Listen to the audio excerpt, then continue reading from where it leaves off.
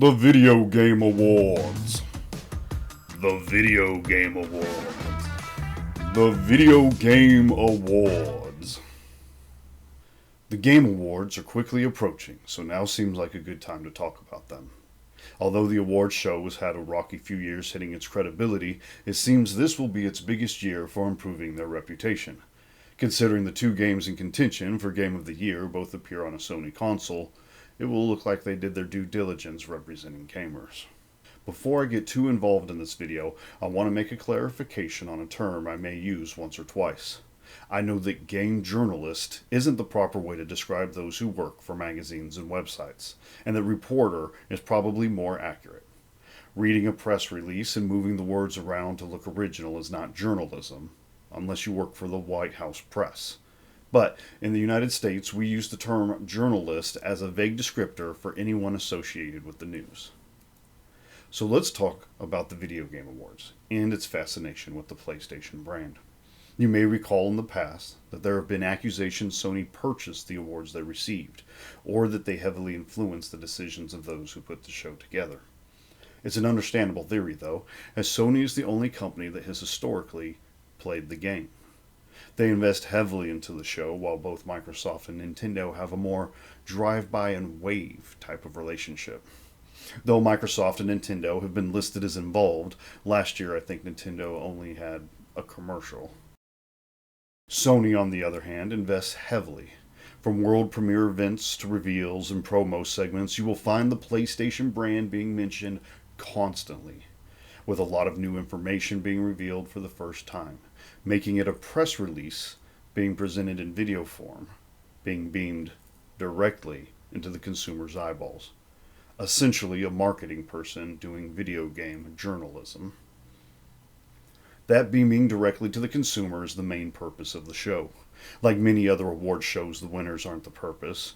It's a grandiose spectacle to push a final advertisement of the year's releases on a larger audience, wrapped in a thin silk robe to look like a celebration of achievement. But how many achievements are being celebrated?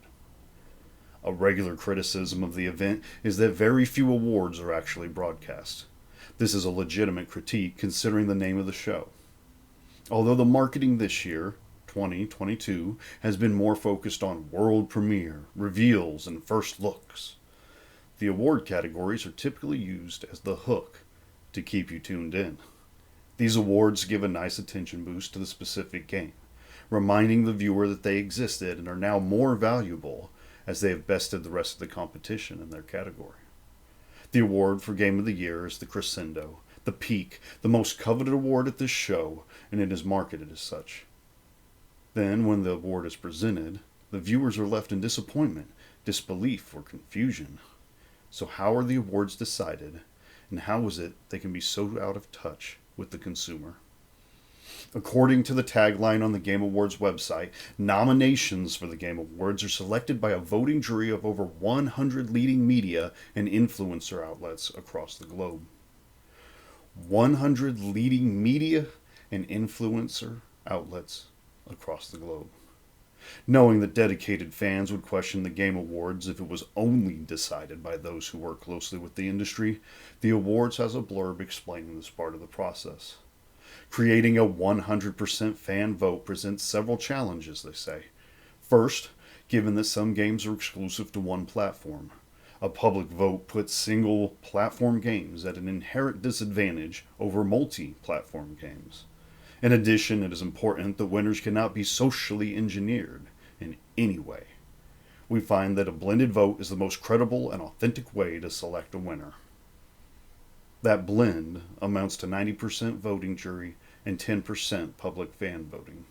A heavily weighted divide to separate those who can set their biases aside from those who cannot. Media publications, after all, are professionals within the industry. An industry that struggles with nepotism and influence. After all, journalists are how companies communicate to the masses without looking like marketing material. Tina Armini moved on from IGN to Xbox, Jose Otero joined Nintendo, and Alana Pierce now works for PlayStation Studios, who just coincidentally works on the God of War series. Individuals are naturally allowed to seek better positions, and those relationships don't necessarily imply that there's anything nefarious going on behind the scenes. Though, people don't just stop talking to friends because they got a new job. All of these people have friends in the media and know how the hamburger is made at IGN, probably the largest video game media publisher. Couple this with the fact that IGN's executive editor refused to publish news about a Sony executive trying to abuse a 15-year-old boy sexually, dismissing it as not real news. And one tends to question the relationships between the creators, the reporters, and who they choose gets publicly praised.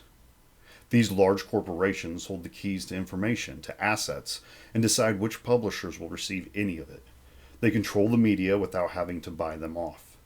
It's the reality of being a journalist in an entertainment-based industry. Although the award for Game of the Year has had some questionable years, 2014 and 2016 especially, the one that caught the most attention was 2020's The Last of Us Part 2. A divisive win for a divisive game with a divisive script from a creative director that aimed to be divisive with his game and his online persona. Some will argue that divisiveness and subverting expectations is the pinnacle of art. Perhaps only the most intelligent can appreciate and interpret the meaning behind the artistic decisions. The pseudo-intelligent who don't understand the decisions will espouse that they do, and run defensive interference against any type of criticism, suggesting that you just don't understand. The following year, there was an overcorrection, and the game It Takes Two won the coveted title Game of the Year. A puzzle game that beautifully executes a premise you have no doubt played 100 times before, but this time, it's co-op only. These connects are not unique to video games. Simply glancing at the Rotten Tomatoes website will show you that critics and audiences regularly disagree on what constitutes good entertainment. Social media and websites such as Twitter or YouTube will display the lengths to which many will go to defend the industry in which they work, or wish that they worked.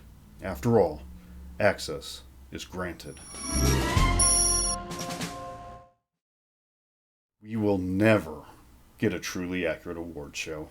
Between personal bias, outside influence, and personal gain, there might lie a truth somewhere in there.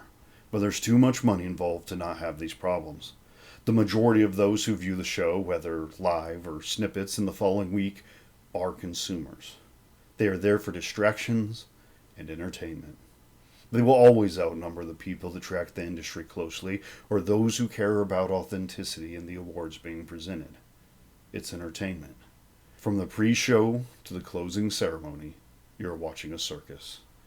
So if you tune in to watch the Game Awards, know what it is you're getting into. It's not meant to be accurate, it's not meant to showcase achievements in the industry, and it's not designed to be a fair and balanced, unadulterated, virgin olive oil, 100% authentic presentation of the video game industry. It's designed to hype and advertise. So go get hype.